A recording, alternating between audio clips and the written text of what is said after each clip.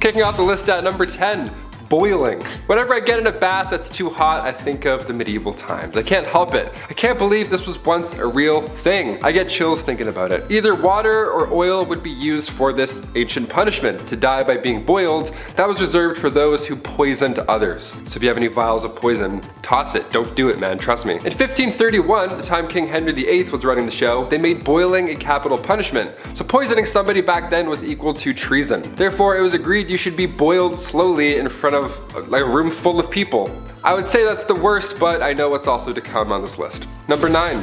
Water. Taking a step away from the worst physical thing one could possibly go through, let's take a look at how far the mind will go before it too breaks. Sensory deprivation is still around today. In fact, there's many who pay for it. Yeah, they lie in a dark tub full of salt, then they float and listen to Childish Gambino. It's a magical experience. Your senses are powerful, especially combined with water. So this dripping machine, this old water punishment, that was just all bad. You had ice cold water dripping on your forehead and your face over and over for hours and hours. Drops would be at different random times so you can predict it as well. My toes are wiggling while I'm talking about this. This is making me anxious right now. In medieval times, they would tie you down and then using a horn, a big ass funnel, they would pour 9 pints of water down your throat. So water is horrible in many ways. Number 8, fire. Can't talk about medieval punishments without mentioning this witchy classic. Commonly practiced in Babylonia and ancient Israel, then later on in Europe with the classic witch hunts, burning at the stake didn't come from churches, like many believe. They didn't call the shots there at all. That was mainly how small towns settled local beef.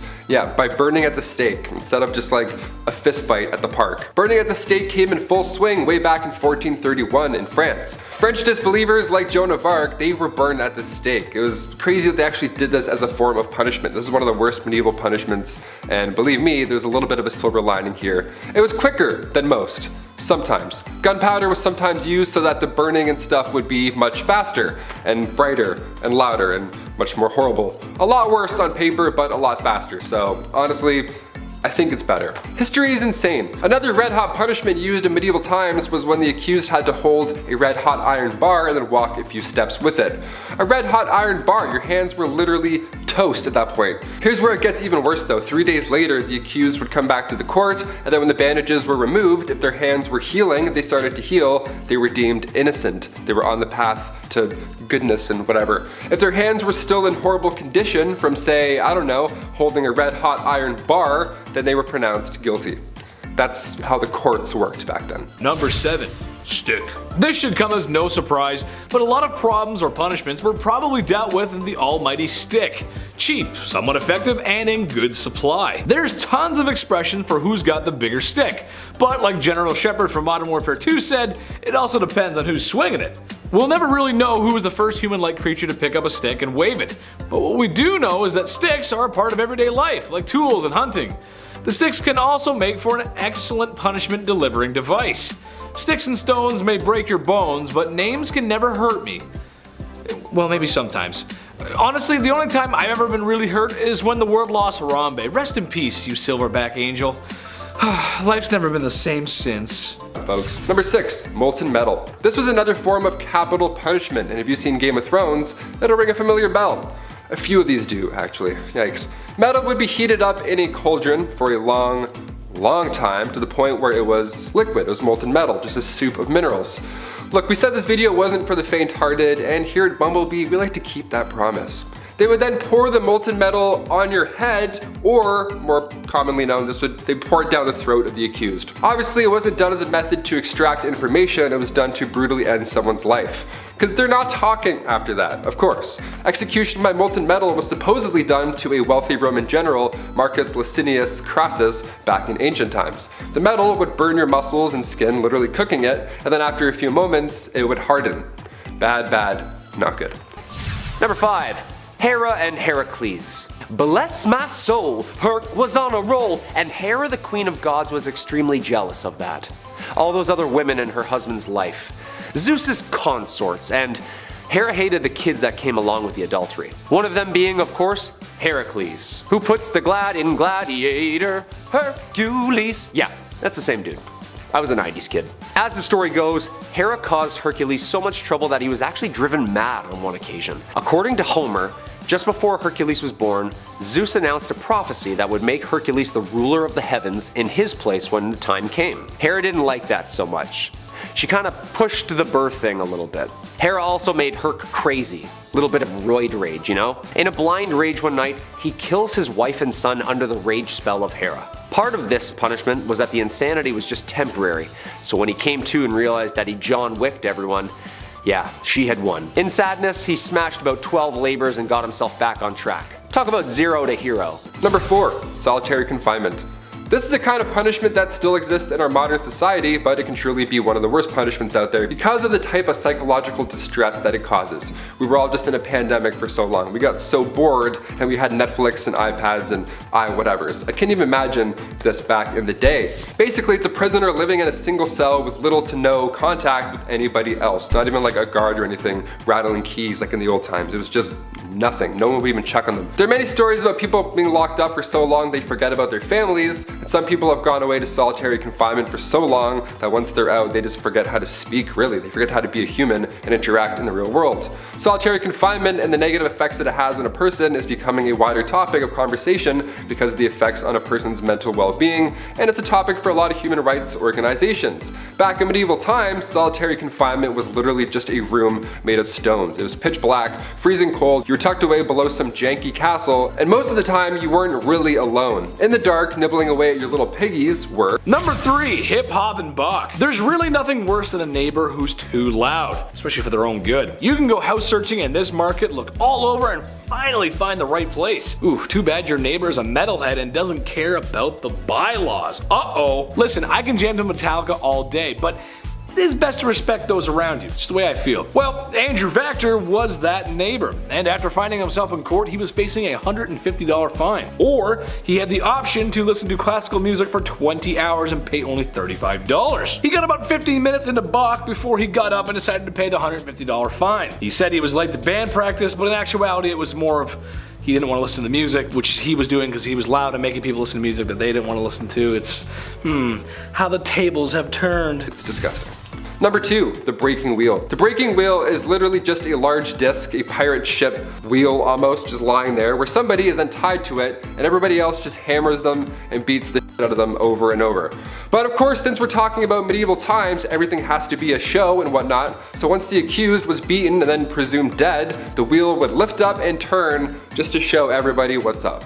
Another way to use the breaking wheel, yep, there was more than one, again, creative folks back then, they would tie a person to the wheel and then continue to rotate it, and then all the ropes below would get tighter and tighter and twist. Kind of like the rack, but with a literal twist. And finally coming in at number 1, the Brazen Bull. This one takes the rat's problem and then makes it a you problem.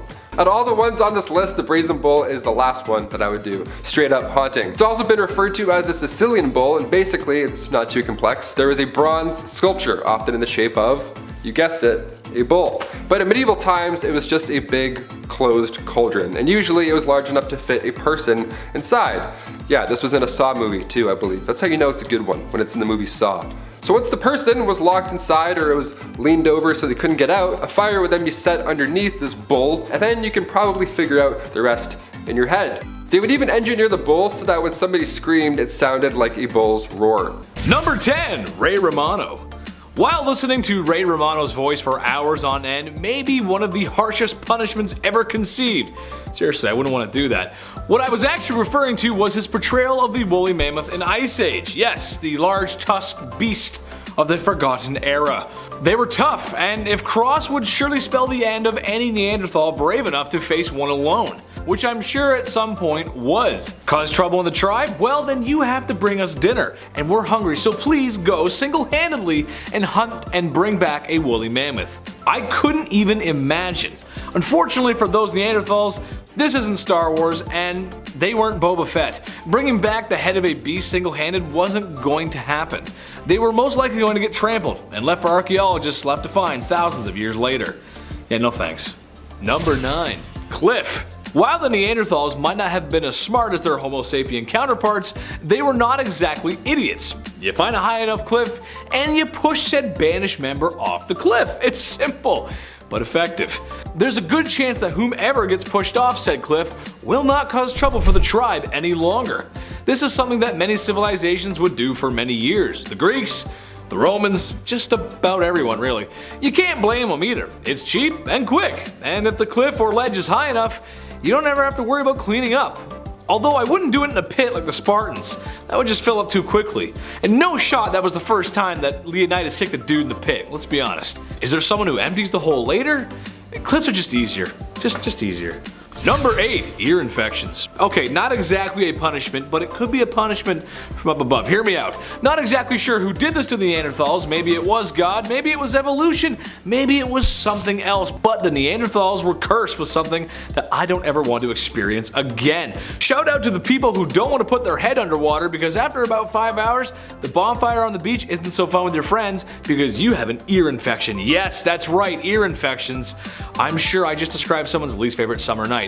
Well, according to a study in 2019, ear infections were common in Neanderthals and may have ruined many meals by the fireside. While humans like us eventually grow out of them due to our ears' insides growing larger as we grow older, the inside of Neanderthals' ears stayed small and were a perfect place for bacteria. And like most folks, you're not you when you're hungry. You're also not you if you can't hear the Arctic monkeys playing by the bonfire because of a really bad ear infection. Honestly, if you ever had one, I'm just sorry. Number 7, the rack. On to something not so hot and fast, but rather dull and slow, the rack is surprisingly well known. It was originally introduced to the Tower of London around 1420. The Duke of Exeter referred to this device as his daughter. What a weirdo. It's like guys who call their car like she. It's like, okay, just a little bit too close to your automobile, man. Relax. It was an open bed frame type device where your ankles were tied at the bottom and your hands were tied at the top. Already we're off to a horrible start. It was horizontal as well, and sometimes it was up. It was all bad. It would just leave you hanging by these ropes, and these ropes were slowly tightened more and more, obviously causing some problems to muscles and joints that were, holding things in place. This was done to extract information. This is also one of the worst things I've heard. Even getting tickled like this would be horrible. I couldn't even imagine. I make jokes because I'm uncomfortable. Honestly, hit that thumbs up to spread some good vibes because we're not even halfway done. Number 6, rock. And you smell what the rock is cooking. Man, I miss the old rock. I miss the WWE. Those were just good times, weren't they? Stone Cold too, what a great guy. Speaking of rocks, probably the next best thing to a stick is a rock. Probably even cheaper and more plentiful than sticks. All kinds of punishments can be derived from rocks. Simple techniques such as having the tribe fill baskets full of rocks and then throw them at you until you're seeing stars, or just ceasing to exist. Or in a similar situation, throwing someone off of a cliff, take a semi-large rock and drop it from a large height on top of somebody's head. Methods are different, however it usually ends up in the same results. Just wait till they find out what kind of minerals and ores are hiding in those rocks. Oh, the discovery of metal and metalworking.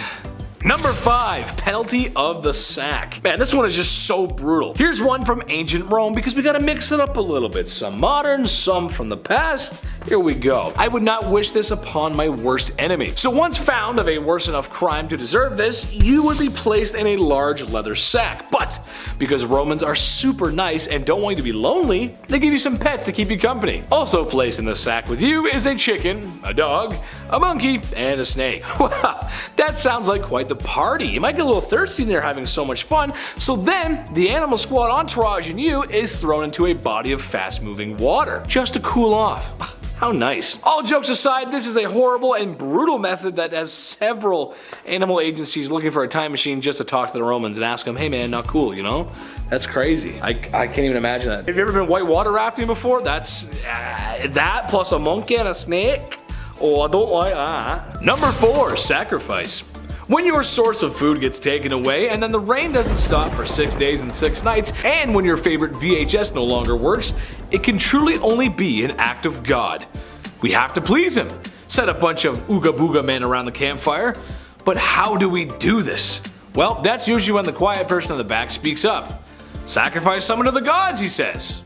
Alright, sounds good to me. This was something that went on in many cultures around the world, but it makes you wonder who really was the first to try it. Or rather, keep trying it. I mean, hey, the buffalo came back, the rain stopped, and I just found my favorite VHS. Dude, we gotta sacrifice more people. Number 3, Hera and Lamia. Lamia was a beautiful Libyan queen, and enter Zeus stage right. Of course, loved by Zeus. Yeah, basically through no fault of her own, she got the wrath of Hera upon herself. This dude's commitment skills leads these people to get in a line of fire with some nasty curses. Hera cursed this lady hard. Every time she gave birth to a child, Hera either murdered it or made her eat it, regardless if it was Zeus's or not. Hera was like, nah, never again, now eat it. All of them. Even babies that weren't hers. Basically every night Lamia would ravenously make her way village to village eating mothers' babies. That's horrible. She swore to bereave all mothers of their children just as she had been once by Hera. Trying to help, of course, Zeus gave her removable eyes so that she was blind but harmless in the day, but after she popped those bad boys in, feeding time. Hera's mean, man. Number 2. Dishonored burial.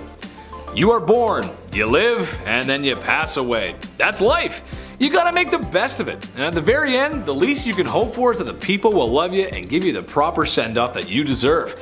This was a serious deal for those in the olden times. Every culture from every corner of the world has some sort of burial and ritual rites. However, imagine if you were the tribe's disgrace. Perhaps you ate all their food, or never contributed to the tribe. Maybe you're the reason why my favorite VHS tape went missing. Well, sir or madam, for your crimes and disrespect against this tribe, when you pass on, you will not receive the proper burial rites. There's been a few cases of remains dug up different from others, which begs the question, what did the person do to deserve such dishonors? And what did they do with my favorite VHS tape? Number 1. Banishment. Hello, darkness, my old friend. In the same way that most teenagers across the country feel when they discover hair dye, punk rock, and feelings, is probably the same way Neanderthals feel when they were banished from their homes. A simple plan really, non-violent but quite effective. As you walked along the boulevard of broken dreams, you'd be searching for a new home in the brutal, cold, and scary world that was ye olde times. Not even your offspring will know you, as you may never return. Besides, you're in too deep, and you're trying to keep yourself alive with anything that you can find. The all-American rejected teenagers do this kind of isolation from the comfort of their warm, isolated bedrooms that are paid for by loving parents.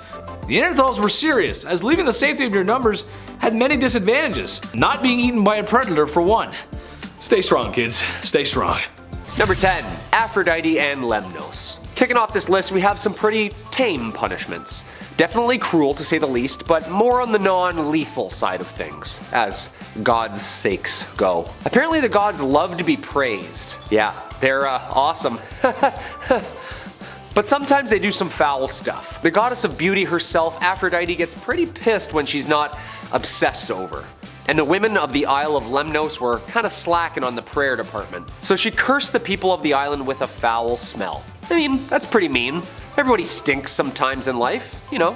It's life. Little musk never hurt anybody. But apparently the stink was so bad, all their partners left them and they were quite upset. Bruh. Which I can understand. It was probably just the equivalent to like the Great Stink in Europe, you know?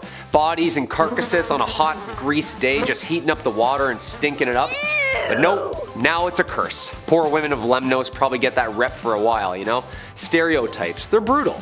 I don't like them. Also, little salt water under the armpits. Boom, easy fix. Number 9. Demeter and Asclepius. Demeter, goddess of harvest and agriculture, and her hatred for a certain mortal man. A king, actually. Demeter apparently was out looking for her abducted daughter Persephone and was thirsty from running around. Naturally. She found a cottage owned by a little old lady named Hecuba, asking to wet her whistle and started drinking some barley juice. Thirsty as all Poseidon, she was chugging from all the running around. The son of the woman, just a little kid, basically was like, "Thirsty much?" Yeah, you don't mock a god, little man. She threw her drink in his face and turned him immediately into a spotted newt. You're done. You're done. Okay, couple things here. Little excessive, I think. I mean, what do I know? I guess you shouldn't talk shit, kid, you know? Talk shit, get turned into a newt. That's the saying, isn't it? Number 8. Demeter and Erysichthon. Erysichthon of Thessaly ordered all of the trees of the sacred grove of Demeter to be cut down. Yeah, that's a big mistake right there.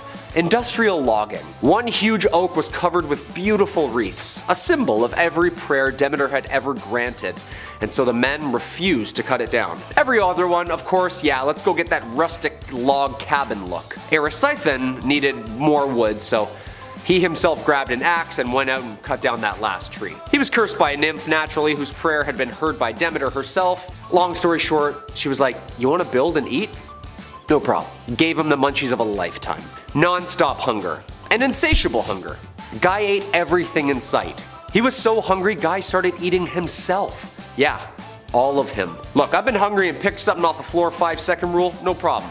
But I've never garlic and buttered my own fingers. But greed is greed, firm but fair. Number 7, Michael Cinquenetti III. Part 3 on this guy. This guy's crazy. Last time I talked about Judge Cinquenetti on this list, but I think this is the best one actually. This is pretty crazy. Look, sometimes youths get themselves into trouble for a whole slew of reasons. I'm sure even you guys at home agree that, you know, we all make mistakes when we're young. Everyone has. Well, this one's about someone who is all grown up now. A woman who skipped out on a cab fare. Oh, she needed the money for a new pair of shoes because when she was brought to Cincinnati's court, her sentence was to walk 30 miles in 48 hours. Yikes! For Canadian fans out there, that's like walking from Toronto to Newmarket. Oh, no thank you. Yeah, I know, right? That's the worst. But to be fair, she did ride and dash, so always pay your due, folks. I don't know. Otherwise, you'll be walking. You'll be doing the Terry Fox run, buddy. You're out. That'd be the worst one for me, dude. Are you kidding me? It's like, listen, we know you're gonna walk. No! Number 6. Hera and Io. Okay, so we're moving away from kind of firm but fair and non-lethals to a little bit more and more cruel. Io was a beautiful woman to whom Zeus fell in love with. A married man. Ugh. Io was the daughter of Inachus, one of the river gods and king of Argos. She was living in Argos when Hera learned about this secret relationship, and she was a little hurt. I mean, who wouldn't be? Stewing in her sinister revenge, Hera turned Io into a cow to keep her away from her husband. You know, pretty non-lethal. Very mean, but, you know, fair. After being cheated on again by the same woman, she was like, alright, I guess that didn't work, and Hera was like, I'm done. She then sent a giant gadfly to sting Io continuously in cow form until she ran away, mad cow style, wandering from country to country, always being stung. Okay, I get this. You want to stop hanging around my man? You get stung every time, okay? Yeah. Bye-bye. Number 5. Keel hauling. Not to be confused with Kegels, keel hauling was reserved for the worst of the worst at sea. This was used by pirates for sailors who disobeyed orders and all that jazz. The victim would be suspended by a rope with rocks or weights around their ankles, then they're lowered to the keel of the ship where all the sharp barnacles live. After so long, these ships are so old, it's just piled on, layers and layers of barnacles. Then they would get dragged all along them with the water and everything. Water plus pain, it's a lot. It's a deadly combination.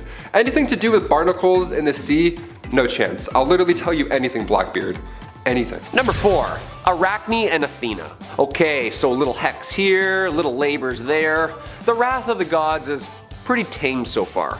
Well, was. And then there's the story of Arachne. Ovid recounts the very talented mortal Arachne, daughter of Idmon, challenged Athena, goddess of wisdom and crafts, to a weaving contest. Yeah, you don't challenge the goats to what make them great, you know? When Athena could find no flaws or errors in the tapestry, she was pretty pissed. When Athena saw that Arachne had not only insulted the gods in what she had drawn, but done so with a work far more beautiful than Athena's own art, she was enraged. She ripped Arachne's work to shreds, and terrified of what comes next, Arachne took her own life. Athena brought her back to life, cursing her after a little sprinkle of Hecate's herb, an ancient poison. Arachne's hair started falling out, and then her nose fell off, and then her fingers, as her whole body started slowly turning into a giant spider. And this is apparently now why we have spiders. Yeah, thanks to this epic weave-off. Number 3, the Brazen Bull. This might be the oldest punishment on the books. It also may be the worst. Seriously, this one's the worst. Similar to boiling in oil, however, this is just much worse. The Brazen Bull, basically what you got here is a bull made of bronze, and she's hollowed out like one of those walker things from Star Wars with all the little stormtroopers in it. So you put the perpetrators inside, you lock them in, and then you start a fire underneath that would essentially cook your perps to well done. Make sure your perps are well oiled and salted. Keep on high heat until the screaming stops or the desired sin has been cooked away. Yeah, I can't even begin to imagine the horrible feeling that would be locked inside there. No amount of aloe vera could ever fix those burns. Number 2. Poseidon and Pasiphae. Okay, so we're getting a little bit more into like disturbing graphic land with some of the more cruel things here. What started out as a rumor that some people were kind of smelly is turning into like eternities of pain and suffering and stuff. Pasiphae was a queen of Crete and often regarded as the goddess of witchcraft and sorcery. The daughter of Helios and the ocean nymph Perse, Pasiphae is notable as the mother of the Minotaur. You'll see why. She conceived the Minotaur after mating with the Cretan bull. Minos was required to sacrifice the fairest bull to Poseidon each year. One year, Minos, king, refused to sacrifice his most beautiful strong bull and sacrificed an inferior weak bull instead. Dude, don't f with the gods. As punishment, of course, Poseidon then cursed his wife Pasiphae to fall head over heels obsession lust for this beautiful giant prized bull. And many months later, Pasiphae gave birth to a half-human, half-bull creature famously known as the Minotaur. The curse was sent out as a reminder to her husband Minos, quality over quantity kind of deal. That's heartbreaking. For her, of course. Her husband's cheap, so she has to birth a bull. It's not really fair, I'd say. And coming in at number 1, Prometheus and Zeus. And our number 1 spot, of course, must go to the god of gods himself. He can be pretty shady. Cheating on all his lovers, fighting with his old man and his kids. He's a little unpredictable at times. This one, ramping up the cruelty, we have Prometheus. He was our guy. This demigod loved us and stole fire for us. He fought on our behalf. He led the Titans into a trap, securing power amongst the gods again. He was everybody's friend. Besides Zeus. Yeah, Zeus didn't like the tricks and the new plans and all the attention he was getting. So Zeus punished Prometheus by chaining the Titan god to a rock with the might of Zeus himself. And then, worst part of course, having an eagle day in and day out just eat his insides out. Basically just slowly eating him for eternity. He would heal overnight, but then come the AM, breakfast again for eternity. Okay, so a little humanity never hurt anybody except for poor Prometheus. Thank you for the wonderful campfires. We now have s'mores, they taste great. But Hercules is coming, buddy. He's gonna come save you. I've seen the last chapter, no spoilers alert. Well, there you have it, folks. 10 times the ancient gods got a little pissed and decided to dish out some justice themselves. I mean, I don't agree with like almost all of these. Turning a woman into a spider because she's a better weaver? Like, just admit defeat. Or like Robin Hooding for the good of people, only to be eaten alive every day by a giant bird? I don't know. Eye for an eye, you know? Number 10, Robert Rostango. This is a weird one. When I got to high school, cell phones and meme culture were already a mainstay in our culture. It wasn't its infancy, but it was there. I was the first generation to have teachers tell us to put our phones away. By the time I got to senior year, smartphones were pretty much, well, like they are today. And there was a class full of rowdy teenagers more interested in planking than, what our anthro teacher had to say. Wasn't a big fan of my anthro teacher, she wasn't very nice. Constant buzzing, ringing, and popular girls walking in late to class with a bench handbag twice the size of our desks. Good times. Teachers need a raise. Well, Judge Robert Rostango in 2005 was already fed up with cell phones. And that's even way before we were arguing over if the dress was black and blue or white and gold. Remember that? I do. Judge Rostango was so fed up with phones in his court that he told everybody, if it goes off again and no one claims it, if it's not theirs, if it's yours, you're all going to jail. You're all going to be thrown in jail for contempt of court. After a cell phone did ring, he he wasn't bluffing as he threw everybody in jail for contempt of court. Mind you, they only stayed a couple hours and they were eventually released, the charges were dropped, and a few years later he was fired. So yeah, kind of a weird story, but wow, keep your cell phones off, you know, you go to jail. Number 9, Michael Cinconetti, the first. This guy's pretty interesting, a judge from Ohio with creative punishments. For the first case of his creative punishment, it involved a local high school student who was fed up with something. What? I'm not sure, but it was probably a legit reason. Well, with his edgelord rage, he mowed an offensive abbreviation in the high school lawn. Kind of a weird thing to do. I don't know why you'd mow something offensive in the lawn, like, oh, I hate the system, I'm gonna mow their lawn. So when the crook was caught and brought before Judge Cinconetti, well, the young mischief maker wasn't ready. Instead of jail time or juvenile hall, he had the option decision, instead of going there, to mow the entire lawn of the high school with a manual push mower. It doesn't sound that bad, but if you've ever actually used a manual push mower before, then you know how labor intensive that could be. Lessons learned, I hope. They're not fun.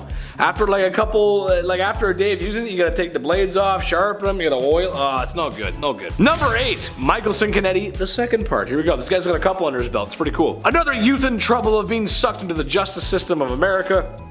And there's Judge Cinconetti to save the day. In another case, a troubled youth had spray painted graffiti where graffiti shan't be. Truth be told, I think graffiti adds color to the city, especially downtown alleys. I mean, how am I supposed to know whose turf I'm on? Not that I could read it anyway. However, the youth was facing up to 10 days in jail, but instead, Judge Cinconetti offered that the criminal Rembrandt use his talents for good. He was to paint an old beat-up handrail black, except he had to do it with a toothbrush instead of a paintbrush. Now, given my paint background, I'd say he got off pretty easily. The worst part would have been the fumes from the paint, but then again, even some folks enjoy that too, so I don't know. Wouldn't be that bad. You actually get a lot done. It's still a brush. It might be a small brush, but you still get a lot done. Number 7. Sisyphus and Hades. Sisyphus was the first king of Ephra. A cruel king. He killed guests and travelers in his palace, which was a violation of guest obligations, which fell under Zeus's domain, thus angering him. He took pleasure in these killings because they allowed him to maintain his iron fist rule. Zeus was really pissed. Yeah, this guy was cocky, and he punished him for cheating death twice. But his younger brother, Hades, caught wind of this and was like, no. As a punishment for this trickery, Hades made Sisyphus roll a huge boulder endlessly up a steep hill, forever. Yeah, he was like, no, Zeus, I got this one. Brothers helping brothers. Hades then displayed his own cleverness by enchanting the boulder to rolling away from Sisyphus right before he reached the top, resulting in an eternity of getting jacked quads and hammies, and an eternity of uselessly, effortlessly, and unending frustration. Yeah, that's really annoying. Number 6, tough love. It's Friday night. The glow of 2 PC monitors illuminates your face. An ice cold Monster energy drink has just hit your empty stomach. Good thing you can order chicken mac nuggets right at your house. Living in your mom's basement is great, except when other gamers call you out for being a sweat and you really have no comeback because you are living in your mom's basement, so it's kind of tough. Yes, the life of millennial mid-20s who didn't move out of their parents' houses. Oh, Mom, I can't pause the game right now, it's an online match. God! Well, how about this case from Andalusia, Spain, where a 25-year-old man was taking his parents to court because they cut off his allowance. Yeah, question, who's still getting allowance at 25? I'm 25, someone give me allowance? I like allowance. Give me allowance. Ugh, worst! Well, seeing as this was completely ludicrous, the judge not only sided with the parents, but actually forced him on court order to move out of their parents' house and get a job. You thought it was gonna go your way, but now who's the clown? The sweaty guy in the basement. Number 5. Good soup. Perhaps we'll never know where any of these punishments truly come from, but like all things, they had to come from somewhere. Maybe they did come from Neanderthals. What I'm talking about here is boiling people alive in oil. The good old days, which honestly sounds like the worst way to go. It just can't be nice. A practice that yet again was done all over. Giving people the lobster treatment must have been the worst looking, the worst sounding, and the worst smelling way to unalive someone. I happen to be a lover of theater, but man, this is a little too much. It's hard to call this anything but theatrics, as I'm sure there are much easier ways to achieve certain goals. Honestly, you could probably cough on someone and would achieve the same result. Boy, am I thankful for sanitation. Number 4, Xmas Slammer Blues. Nobody wants their Christmas to get ruined. Even the people that say they hate Christmas. How can you say no to a gift? I know I can. I love gifts. Well, Bettina Young, a woman from Ohio, knows what it's like to have her Christmas ruined. Young had been involved in a driver's license scandal, which, given some drivers on the road today, makes a lot of sense where they got their license from. I don't know. Well, her sentence was very unusual to say the least. She was to spend 5 Christmases in jail. No, not 5 literal years as Christmases. What they actually mean is she was to spend 5 Christmases in jail, meaning all the other days of the year she would be free, on probation of course, but come Christmas time she wouldn't be cutting turkey, she would be in jail away from her family thinking about what she has done. That's kind of weird though. It's like, hey guys, I'll see you after Christmas, I gotta go. Where are you going? I'm going to jail. I'm just gonna spend a weekend in jail. You know, I'm just gonna spend a weekend in jail. No big deal. Number 3. rats. Another Game of Thrones classic. If you're a rat person, I know there's a lot of people who do tricks with their pet rat. That's cool, but maybe cover Stuart Little's eyes for this one. Rats as a medieval punishment, where do I even start? Okay, this one was a punishment for the rats at the same time. What was once called a rat trap involved a man or woman being tied down to something, and then a metal enclosure would be strapped down to their chest or their stomach. Now inside this metal enclosure, there's rats, which are also just loose walking around, and the person can feel them, the little feet walking around in their skin. And this is when the person instilling the punishment begins heating the other end of the metal enclosure. Historically, it was hot coals that were usually placed on top, or there's a fire underneath, which quickly creates a hot environment for the rats inside. From there, the rats begin frantically searching for a way out, but because it's made of metal and they can't bite through that, they find your skin, and then that they can obviously bite through. So you can paint the picture in your head. Number 2, Ash Tower. This one's from ancient Persia. So basically, you get a large wooden tower, say about 3 stories. And on the inside, you get yourself a nice fire going. Nice big fire going. You let it burn for a couple of days to create a nice pile of ash. Now, you just need a perpetrator to toss in there. As if that weren't enough, the tower has a wheel and a pole in the center that allows an operator on the outside to stir you up like a cake batter from hell. Thus, your punishment would be to spend time in a swirling dust storm of hot fire, ash, and horribleness. God, that sounds awful. Oof, no thanks. And number 1, milk and honey. This one's just so diabolical. I can't even. Even James Bond villains are saying, oh, that's a bit much, isn't it? And the chief, well, you know what the chief said. He said that's not it. A very unique punishment from, again, ancient Persia. It goes as follows. You take your perpetrator and you tie him down to a boat so both arms and legs are bound, something like that. Then you come by every day to a boat that's hovering near the shore and force feed the crook milk and honey until they cannot take it anymore. It often leads to a boat full of refunded lunch, human waste, or even sometimes a crocodile might come by for some free lunch, brought to you by the judicial system of ancient Persia. Ooh, no thank you. No thanks.